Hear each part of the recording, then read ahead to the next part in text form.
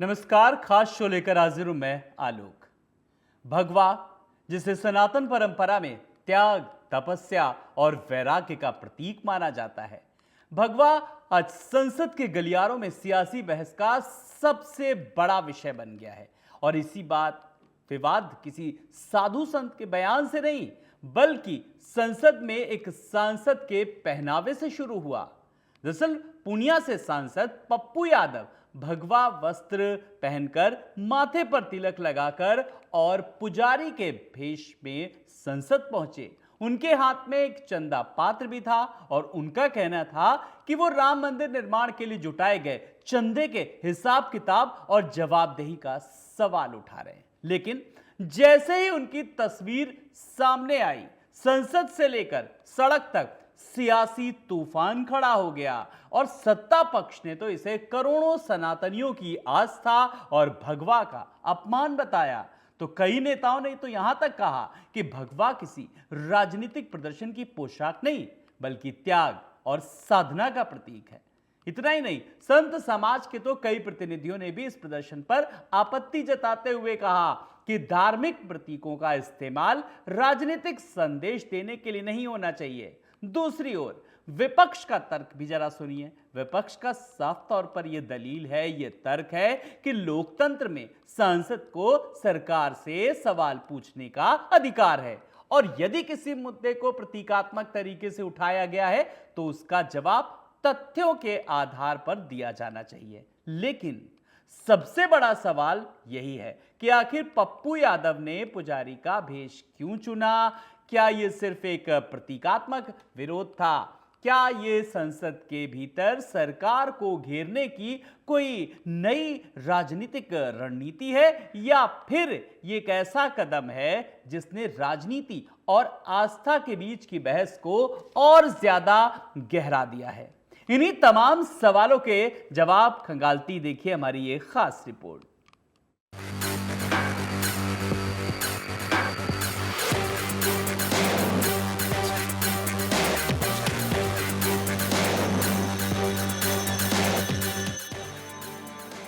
संसद के मानसून सत्र में एक ऐसा दृश्य देखने को मिला जिसने पूरे देश में नई राजनीतिक बहस छेड़ दी। पूर्णिया से सांसद पप्पू यादव भगवा वस्त्रों में, माथे पर तिलक, गले में रुद्राक्ष, हाथ में पुजारी जैसा चंदा पात्र और दावा कि ये राम मंदिर निर्माण के नाम पर लिए गए चंदे का हिसाब मांगने आए हैं। संसद परिसर में जैसे ही ये तस्वीर सामने आई, राजनीति गर्मा गई। एक तरफ सत्ता पक्ष ने इसे करोड़ों सनातनियों की आस्था और भगवा का अपमान बताया, दूसरी तरफ संत समाज ने भी नाराजगी जताई और कहा कि भगवा कोई राजनीतिक पोशाक नहीं, बल्कि त्याग और तपस्या का प्रतीक है। हालांकि पप्पू यादव का कहना है कि उनका विरोध किसी धर्म से नहीं, बल्कि चंदे के नाम पर कथित पारदर्शिता के सवाल को लेकर है। ये भाजपा वाले सर क्या उपाय है? भाग रहे हैं, उपाय क्या है? हम लोग भगवान के साथ गद्दारी पकड़ लिए हैं, भगवान के साथ चोरी, क्या रास्ता? उपाय क्या? यहाँ पर कई पेटी लेकर आगे जा रहे हैं, सब रख लिए, सब चोरी कर लिए। भाग रहे थे। राहुल गांधी जी हम लोग खाने नहीं देंगे, पैसा दे रहे थे अयोध्या में, सजा मिलेगी। सारे सांसद अयोध्या धर लिए, धर लिया, चोर धर लिया, धर लिया, धर लिया भैया, धर लिया। क्या दे रहा है? कह रहे हैं कि चोर को और सभी कह रहे हैं बिना फांसी का नहीं छोड़ेंगे। इनको सभी समाजवादी सांसदों ने पकड़ लिया। धर लिया, चोर नहीं देंगे। ये पेटी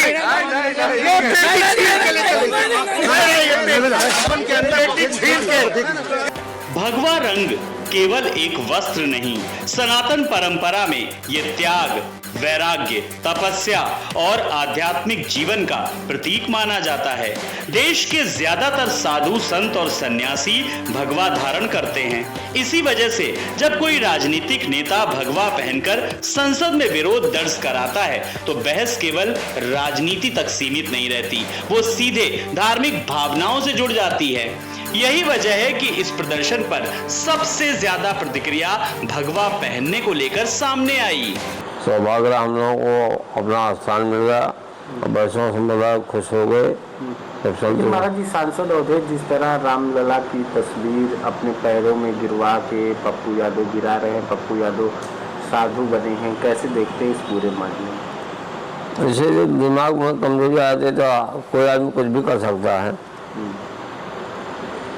और रामलला सब ठीक करेंगे, उनका भी समझ में आएगा हाँ गलती की, गलती मान लें फिर पास मांगे। इन लोगों को महाराज जी क्या संदेश देना चाहते हैं आप, जो ये लोग कर रहे हैं? वो तो भाई हम लोगों से बड़े ही हैं, उन लोगों को रामलला से आशीर्वाद में हम क्या करेंगे? रामलला से आशीर्वाद में अपने आप ठीक हो जाएंगे। हमारी आस्था के ऊपर, हमारे विश्वास के ऊपर, हमारी भावनाओं के ऊपर जिन्होंने ठेस पहुंचाया, उन्होंने समाज के लिए और भारतीय संस्कृति के लिए उचित नहीं किया। कल दुर्भाग्य से एक घटना एक पार्लियामेंट के अंतर्गत कुछ नाटक देखने को मिला। जिस व्यक्ति के द्वारा नाटक किया गया वो एक राष्ट्रीय पार्टी के माननीय सांसद हैं और उनका जो इतिहास है वो पूरे देश को मालूम है। जिसको नहीं मालूम उसके नाम से कहीं भी ढूंढा जा सकता है, बड़ी आसानी से मिल जाएगा। साधु संतों के वेश में आकर साधु संतों के प्रति इस प्रकार की भावना रखना ये कतई स्वीकार नहीं है और ये गलत है। एक पक्ष तो ये है, लेकिन दूसरा पक्ष जो कल उन्होंने दिखाया, उन्होंने दिखाया कि ऐसे लोग जिनका चरित्र मैंने कहा कि कैसा है जिसको पूरे देश को मालूम है, ऐसे लोग जो छद्म वेश धारण करके आते हैं, अगर उनके छद्म वेश को हटाया गया तो नीचे से उनका असली स्वरूप निकला तो किस पार्टी के सांसद हैं। तो उस पार्टी के सांसदों का असली स्वरूप यही है। मैं कहूंगा कि इस देश में कानून का राज है, निसंदेह। जो चढ़ावा चोरी हुआ है उस पर सरकार कानून अपना काम करेगा, मगर जिस प्रकार भगवा कपड़ा पहनकर देश में सांसद महोदय पार्लियामेंट में बैठे हैं, मैं समझता हूं इससे ज्यादा निंदनीय कुछ नहीं हो सकता। वो भगवा वस्त्र इस देश के करोड़ों साधु सन्यासी पहनते हैं, जिनमें से वो भी किसी को मानते होंगे। पहला। दूसरा कि यही सब करने की क्षमता क्या हरा कपड़ा पहनकर करने की है? कश्मीर में 90 हुआ, क्या संसद में हरा कपड़ा पहनकर करने की क्षमता जुटा पाए? पहलगाम हुआ, क्या क्षमता जुटा पाए हरा कपड़ा पहनने की? बांग्लादेश में नरसंहार हुआ, क्या पप्पू यादव जी हरा कपड़ा पहनकर प्रपंच करने का, नाटक करने का, षड्यंत्र करने का साहस जुटा पाएंगे? मैं समझता हूं, लिख कर देता हूं, नहीं जुटा पाएंगे। मगर जो मकर द्वार पर आज सनातन के साथ मक्कारी किया गया, मुझे लगता है ये देश की जनता देख रही है। ये बहुत घृणित कार्य किए हैं सब। इसलिए साधु के भेष बना करके अपने पोशाक में और पोशाक पहन लेते, टोपी पहन लेते, गौछा, तो ये प्रकार के साधु के भेष बना करके साधु को मार खाता हुआ, लेके भागता हुआ ये दिखाना, साधु के अपमान नहीं तो है कौन चीज है? ये बहुत निकृष्ट किस्म के लोग हैं जो हमने तो कभी से राहुल गांधी के नाम नहीं लेना पसंद करते हैं कि जब से जाकर के बिहार में टीवी पे बैठ करके मानसही और का नाम लालू को लड़का 2 जना बैठ के खा रहे थे 2 साल पहले। तो ये बहुत घृणित कार्य है। हाँ, यह बात के सबको मतलब कि इसको निंदा करना चाहिए कि ये जिस तरह से भेष बना करके वो लोग पकड़ रहे हैं, भाग रहे हैं, तो ये तो संत के अपमान है। राम मंदिर चढ़ावे का विरोध करते करते जो भगवा पहनकर पप्पू यादव ने सनातन का अपमान कर दिया, संत समाज का अपमान कर दिया। और आज जिस समय वो अवधेश प्रसाद एक्सीडेंटल जो है सांसद का जाके पैर छू रहा था, उसके हाथ में भगवान रामलला सरकार की फोटो थी और उसने जो है उनके चरणों पर ये रख दिया है। इससे यही लगता है कि ये सनातन का अपमान करने के लिए ही पार्लियामेंट में गए हुए हैं। और जो लोग सनातन का अपमान करना चाहते हैं उनको एक बात बताना चाहता हूं, वो पैर के जूते के ही बराबर हैं और उनको जूते से ही स्वागत किया जाएगा। कोई भी व्यक्ति अगर रामलला का अपमान करता, राणा सांगा का अपमान करता, कौशल्या माता का अपमान करता है। संसद परिसर का दुरुपयोग जिस प्रकार कांग्रेस, मल्लिकार्जुन खड़गे, राहुल गांधी और उनके प्रिय सांसद सजायाफ्ता अपराधी पप्पू यादव के द्वारा भगवा वस्त्रों में सनातन के अपमान के लिए किया गया। जहां तक राम मंदिर का प्रश्न है, अयोध्या के साधु संतों ने जवाब दे दिया और जिन लोगों ने चोरी की, एसआईटी और सुप्रीम कोर्ट मिलकर के उसकी सजा तय करेंगी।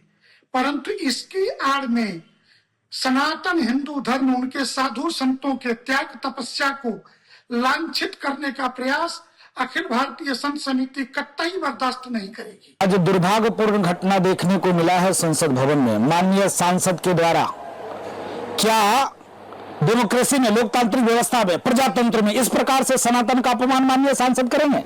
राहुल गांधी हंस रहे थे, चंदा डाल रहे थे। अब बताओ, जो पेरोल पर है पप्पू यादव, चोर खुद महाघटिया, वो साधु बनकर इस प्रकार से कुकृत्य कर रहा है। राम मंदिर परिसर में रुपए गिनने के मामले को लेकर कुछ कर्मचारियों के द्वारा अव्यवस्था की गई।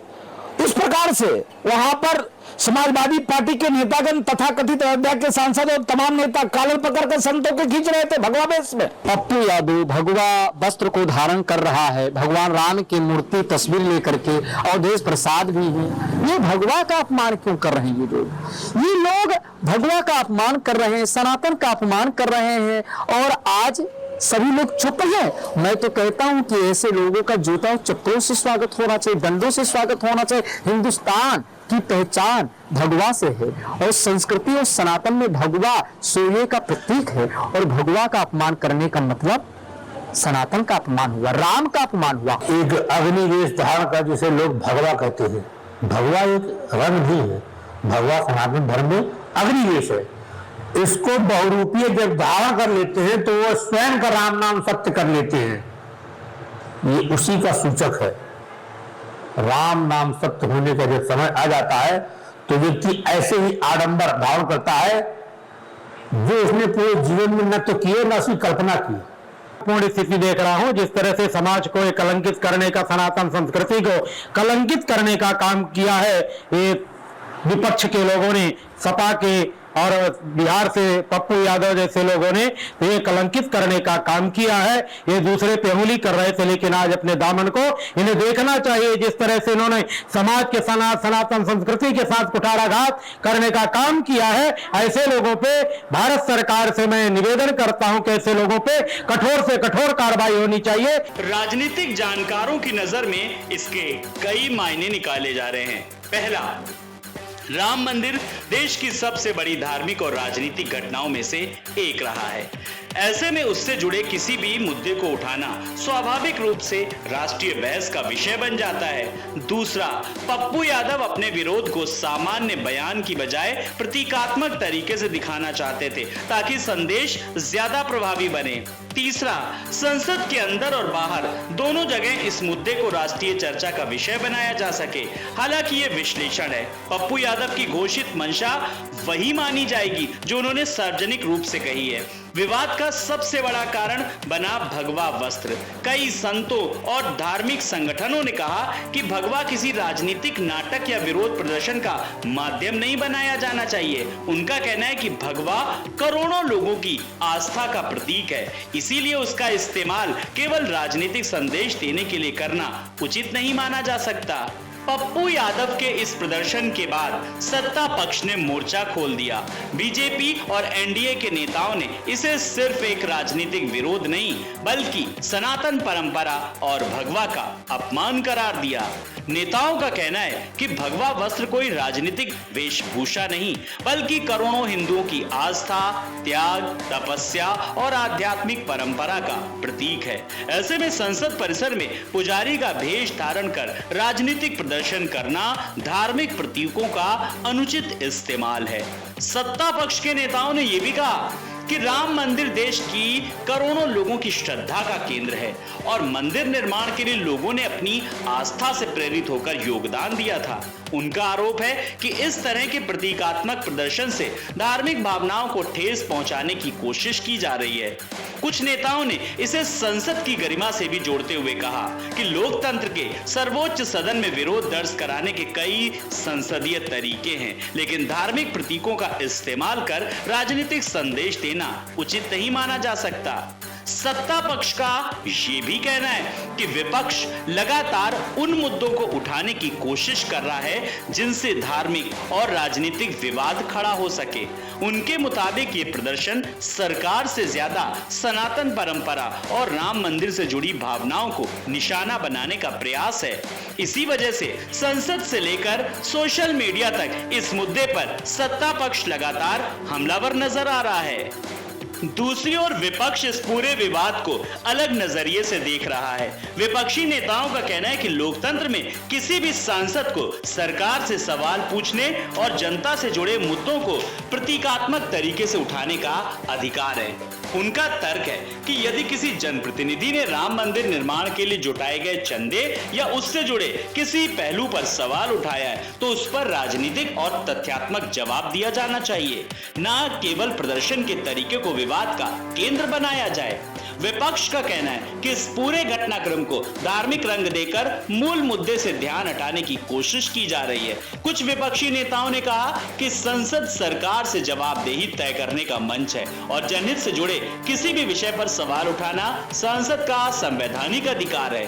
उनका यह भी कहना है कि किसी नेता के पहनावे या प्रतीकात्मक प्रदर्शन को आधार बनाकर पूरे मुद्दे को आस्था बनाम राजनीति की बहस में बदल देना लोकतांत्रिक विमर्श को कमजोर करता है।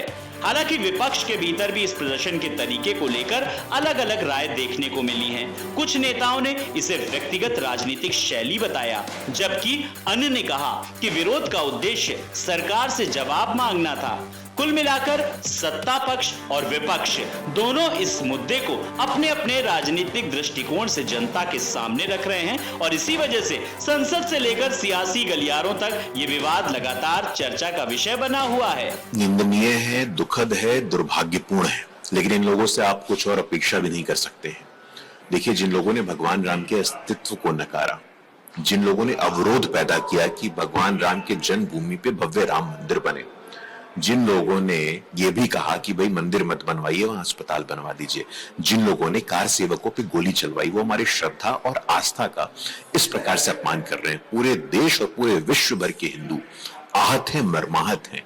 आपको सबसे माफी मांगने की आवश्यकता है। आप सबको पता है, केवल समाजवादी पार्टी इस सब्जेक्ट को उनसे पूछिए कि बाबरी मस्जिद के लिए बनाने के लिए जो चंदा इकट्ठा हुआ था उसके बारे में हिसाब मांग करके दिखाएं। एक तरह की जो अयोध्या की घटनाएं हैं, जो श्रद्धालु चढ़ावा चढ़ाने गए उनको रसीदें नहीं दी गई, दान पात्र में जाने से पहले जेबों में भर ली गई, जहां गिनती होती थी पैसे की वहां से सीसीटीवी ने कुछ ही दिनों के अंदर 70 वीडियो पकड़े और पुराने सारे वीडियो डिलीट कर दिए।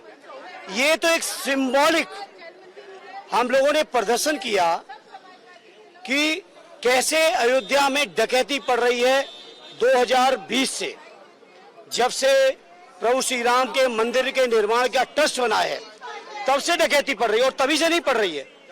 जो 90 के आंदोलन के समय भी लगभग 1400 करोड़ रुपया इकट्ठा हुआ था, उसका भी हिसाब किताब पता नहीं है और ये 100% बीजेपी, आरएसएस, विश्व हिंदू परिषद के लोगों की जेबों में और खातों में जा लगाया। श्री राम जन्मभूमि के विषय के ऊपर जिस प्रकार की राजनीति समाजवादी पार्टी करने का प्रयास कर रही है, वो अपने आप में बहुत निंदनीय है। बहुत स्पष्ट रूप से सरकार पूरी संवेदनशीलता और सतर्कता के साथ उस विषय पे कार्य कर रही है। विषय सर्वोच्च न्यायालय के दिशा निर्देश में चल रहा है। इसके उपरांत भी राजनीति करने वालों को मैं याद दिलाना चाहता हूं कि ये वो लोग थे जो ये कहते थे कि अयोध्या तो यहां थी ही नहीं। ये वो लोग थे जो कहते थे भगवान श्री राम तो हुए ही नहीं। ये वो लोग थे जो मजाक उड़ाते थे कि राजा दशरथ के इतने महल थे और यहां पर हुए थे कि वहां पर हुए थे। और ये वो लोग थे जिन्होंने राम भक्त कारसेवकों के खून से सरयू लाल कर दी थी। अर्थात जो लोग अयोध्या को जिन्होंने अपमानित किया, जिन्होंने अयोध्या को लांछित किया, जिन्होंने अयोध्या को कलंकित किया और जिन्होंने सरयू को रक्त रंजित किया, यदि वो ये कहते हैं कि आज वो चिंतित हैं, तो पूरा देश समझ सकता है कि वो चिंतित नहीं हैं, वो तो आनंदित हैं, क्योंकि इनका तो एजेंडा इरेडिकेशन ऑफ सनातन धर्म यानी हिंदू धर्म का समूल नाश है। और ये वही लोग हैं जो मात्र कुछ साल पहले श्री रामचरितमानस की प्रतियां फाड़ते थे, जो ये कहते थे हिंदू धर्म, कोरोना वायरस, डेंगू। ये प्रभु श्री राम के मंदिर अयोध्या, यहाँ से वहाँ के देवतुल्य मतदाताओं ने, प्रभु श्री राम की जनता ने, हनुमान जी की कृपा, भगवान की कृपा, सरजू माई की कृपा और हमारे नेता अखिलेश जी की कृपा से हम वहाँ के सांसद बने और वहाँ पर बड़े पैमाने पर प्रभु श्री राम के दरबार में चढ़ावा की चोरी और यहाँ तक शुरुआती दौर से मंदिर निर्माण के समय से ही चंदा की चोरी, ये चोरी नहीं है, डकैती है। और ये डकैती में कोई एक दो घर नहीं लूटा गया। इस देश के करोड़ों करोड़ों लोग जो धर्म से जुड़े हुए हैं, प्रभु श्री राम के प्रति आस्थावान हैं, माथा टेके हैं, चढ़ावा चढ़ाए, राष्ट्रपति से लेकर एक रिक्शा वाले ने भी बर्दाश्त नहीं करेगा। ये पप्पू यादव अब के केवल सवाल नहीं है, सवाल है सपा और कांग्रेस मिलकर के राम मंदिर के नाम पर सनातन को अपमानित करने का। जिस ढंग से दिखाया कि पप्पू यादव साधु बन गए हैं और चोरी कर रहे हैं, ये देश का साधु संत, देश का सनातन इसे बर्दाश्त करेगा? ये सोची समझी रणनीति है कि भारत में सनातनियों को बदनाम करो। मैं वही कह रहा हूं, राहुल गांधी अर्बन नक्सल है, लोकतंत्र से कोई मतलब नहीं है। अमेरिका में जाकर के एंटी इंडियन लोगों से मिलके आते हैं और दावा करते हैं कि इंडियन है और चाहते हैं कि देश में बांग्लादेश और ये नेपाल की तरह हो जाए। और फिर एक वर्ड होता है जो पार्लियामेंट में संसदीय ज्ञान वालों को मालूम होना चाहिए, मॉक पार्लियामेंट। जब पार्लियामेंट के अंदर आप नहीं सुनेंगे तो बाहर तो होगी। यह सच्चाई है कि चंदा चोरी हुई।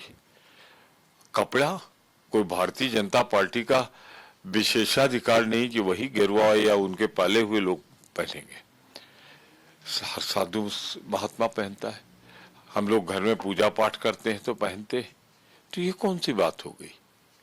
तो मैं समझता हूं कि ये जो भी किया वो पप्पू जी ने सोच समझ कर किया होगा, बहुत वरिष्ठ सांसद। राजनीतिक जानकार मानते हैं कि ये विवाद आने वाले दिनों में संसद से लेकर चुनावी मंचों तक गूंज सकता है। सत्ता पक्ष इसे सनातन और आस्था के सम्मान के मुद्दे के रूप में उठा सकता है। विपक्ष सरकार से जुड़े मूल सवालों पर चर्चा बनाए रखने की कोशिश करेगा। धार्मिक संगठनों की प्रतिक्रियाएं भी राजनीतिक विमर्श का हिस्सा बन सकती हैं। सोशल मीडिया पर यह मुद्दा और अधिक ध्रुवीकरण का कारण बन सकता है। हालांकि इसका वास्तविक राजनीतिक प्रभाव जनता की प्रतिक्रिया और आगे की राजनीतिक घटनाओं पर निर्भर करेगा। भारतीय राजनीति में प्रतीकों का इस्तेमाल हमेशा प्रभावी रहा है। कभी गांधी टोपी, कभी लाल टोपी, कभी हरा साफा, कभी मंदिर, कभी मस्जिद, कभी तिलक तो कभी भगवा वस्त्र। नेताओं ने समय समय पर प्रतीकों के जरिए अपने राजनीतिक संदेश देने की कोशिश की है, लेकिन जब बात राम मंदिर और भगवा जैसे संवेदनशील विषयों की होती है तो बहस सिर्फ राजनीति तक नहीं रहती, वो आस्था, संस्कृति और सामाजिक भावनाओं से भी जुड़ जाती है। यही कारण है कि संसद के बाहर हुआ यह प्रदर्शन अब राष्ट्रीय बहस बन चुका है। सवाल केवल इतना ही नहीं कि पप्पू यादव भगवा पहनकर संसद क्यों पहुंचे, सवाल यह भी है क्या धार्मिक प्रतीकों का इस्तेमाल राजनीतिक विरोध का माध्यम होना चाहिए? क्या आस्था और राजनीति के बीच कोई स्पष्ट मर्यादा तय होनी चाहिए? क्या संसद में प्रतीकात्मक प्रदर्शन लोकतंत्र को मजबूत करते हैं या विवादों को और गहरा करते हैं? इन सवालों पर देश में बहस जारी है और आने वाले दिनों में संसद से लेकर राजनीतिक मंचों तक यह मुद्दा चर्चा का केंद्र बना रह सकता है। Special desk, TV 27 news.